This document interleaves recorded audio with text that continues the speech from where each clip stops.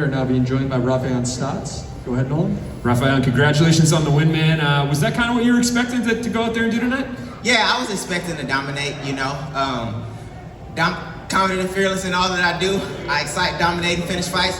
Y'all gonna hear me say that a lot, you know what I mean? I didn't get the finish tonight, but I think I definitely, performed really well, and I dominated that fight. We talked about it a little bit before the fight. I don't think it's a coincidence you're the featured prelim here. It's kind of potential opportunity to slip into a title fight. Do you think that that's definitely what's next for you? Oh man, it depends on what's going on at the title.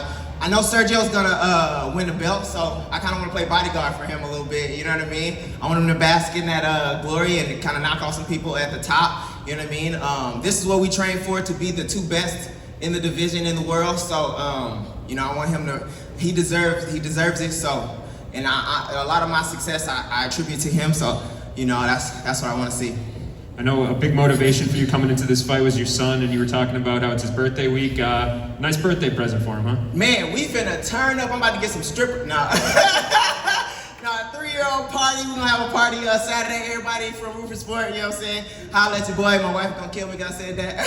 But we about to turn up on Saturday. My wife is also pregnant. So I'm gonna have to be her corner man here in like 2-3 weeks or something. We have a lot going on. We sold a house this last week, you know what I mean? So I'm gonna go home, spend some much needed time with my family. My pregnant wife is giving birth here in a couple weeks, so we gonna definitely turn up. How much motivation is that? That's the ultimate motivation. I feel like my motivation kind of throughout my career has kind of changed. In the beginning, I was kind of trying to make my mom proud. My mom passed away when I was like 16. Then after that, I was pretty much just trying to, provide for my wife. You know what I mean? Just provide for our family.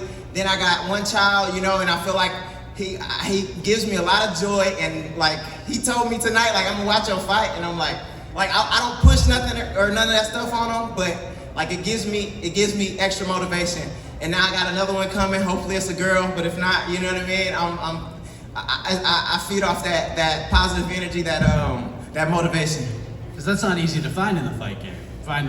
Be with somebody who actually understands the life of a fighter. Exactly, man. People think it's a glorious or a glamorous life, She she was there for me back when I used to wrestle, you know what I mean? And people don't know, like before I signed to Bellator, I was like angry, I was upset, I was in poverty, I was hurting mentally, mad at my situation. A lot of those things, she kept me, you know what I mean, on the right path, along with my coaches and my teammates, you know what I mean? So she does a lot behind the scenes, and I love her so much. Michaela, I love you. And when you get back, I'm your right-hand man. You're gonna get to do whatever you wanna do. And then just, signing with Bellator and getting an opportunity, because you've been waiting for an opportunity for so long. You had earned that opportunity and thought it was coming. Now that we're here, all these fights later, you're doing what you're doing, proving pretty much yourself right and proving a lot of people wrong. How does that feel right now? Right now, it feels amazing, you know what I mean? And it feels like everything happened for a reason. I said that when I first came to Bellator, I felt like, everything happened for a reason. Even like people that I fought, and I should have not been like comparing myself to people that are in the sport that were along my same or beginnings or whatever. But yeah, I was comparing myself to them, and I'm like, oh man, they getting opportunities, you know what I mean? People were ducking and dodging me and like things like that, you know what I mean? So I wasn't getting the opportunity I felt like I deserved. But looking back now, if I didn't have those opportunities, I wouldn't be at where I am as far as my skill level, as far as my mental perseverance. So I'm grateful for that. Congratulations, man. I mean, with everything you just mentioned, your son's birthday, another child on the way, hopefully a daughter. Hopefully. I need somebody to love me. Like Clarence, my son, he loves me, but he love to fight me. Like, you want to just beat me up. I need somebody to just love on me just because they want to love on me. So. And with all of that and who you just dominated, is this the most rewarding kind of moment of your career to date? Yeah, it's super rewarding. I'll probably look back at the fight and be like, damn, I dominated somebody who's like 20-3. He's gone the distance with a lot of tough, world-class fighters, and he's a tough world-class fighter. But that just shows, my self-belief in myself, and my hard work is paying off, and you know, I'm a bad motherfucker. And you had said that you want to play bodyguard to Sergio, who you believe is going to win the title tonight. Do you have anyone in mind? I mean, such an exciting division. Is there anyone that you want to battle first? Fucking Patchy just fought, you know what I'm saying? I love to fight him. James Gallagher, I know he fell out. I had a conversation with him outside of the media, and he was like, or I pretty much said, well, I was like, hey man, I feel like I know some people that you know from Glory, and they say you're a cool dude, so I want to say don't take it the hard or the wrong way that I'm like coming at you on social media, but I still want to whoop your ass. Like, I still want to fight you. So, and he was like, yeah, let's get it on, you know what I'm saying, in that Irish accent. So hopefully, you know what I'm saying, that fight come to fruition. And Magomedov, you know what I'm saying, I would love to fight him. I love to fight him. All the dudes. In my head, I'm fighting every single one of these guys in the top. If you make it to the top 10, I'm gonna fight you. You know what I mean? That's how I'm looking at it. So I'm down for whatever. Right over here. Congrats on the win. Thanks. And at the end of that third round, it seemed like you really started to have some fun. You started talking a little bit. What were you saying in there? I was just like, come on, Josh, you better. When he tried to take me down in the third, I'm like, oh, you got fucked up there a little bit. You know what I'm saying? Trying to show your card. And then at the end, I heard like 30 seconds left, and I'm like, Josh, you losing. You know what I'm saying? Come on, you better do something, or you gonna lose this fight.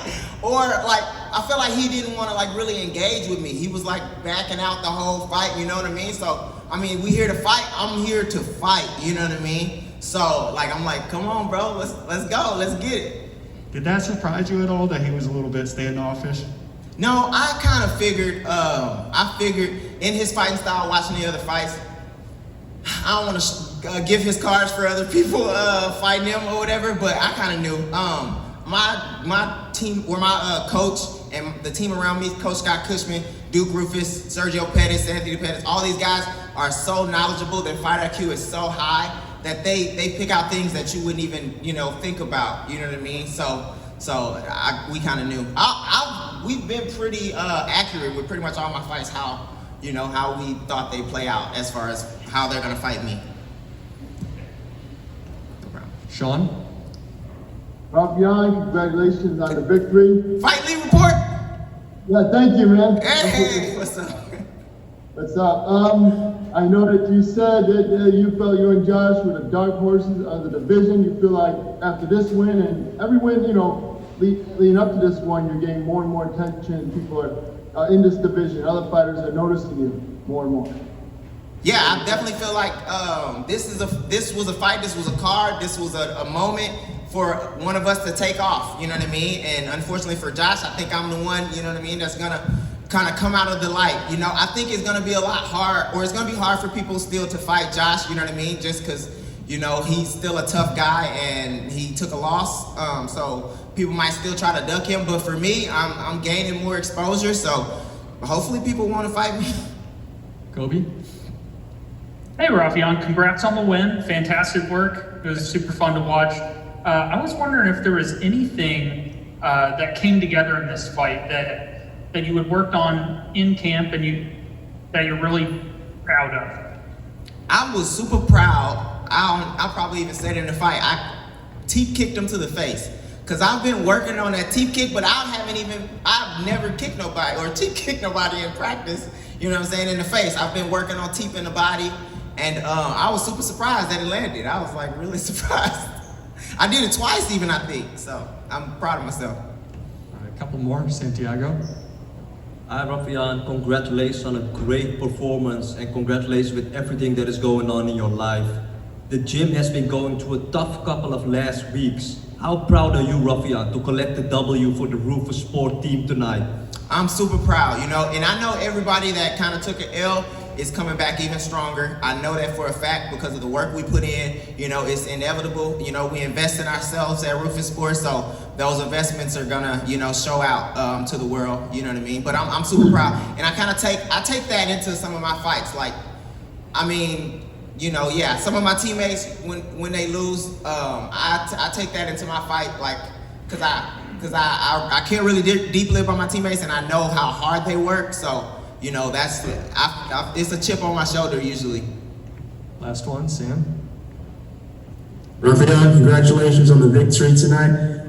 You dominated the fight, 30-27 on all three judges' scorecards, and yet there was some criticism of your performance and Josh's performance on the broadcast. You know, they said you might not have fought with the urgency required to get a title shot. How do you feel about those criticisms? Are you happy with the performance you put in tonight, or are there things you wish you had done in hindsight? I'm pretty happy with the performance. You know, I feel like I pushed the action. You know, I also didn't want to be reckless. Josh has an amazing right hand, and I've seen a lot of people fall victim to that. He's got some very good counters. So to those people, I could say, if it's Josh who is talking, hey, I done had enough of your shit, Josh. You done ragged on me enough. But no, it's whatever. You know what I mean? That's what they're paid to do, to analyze the fight, and that's their opinion. All right, thanks, Raufeon. Oh, thank you. Thank you. Thanks, bro.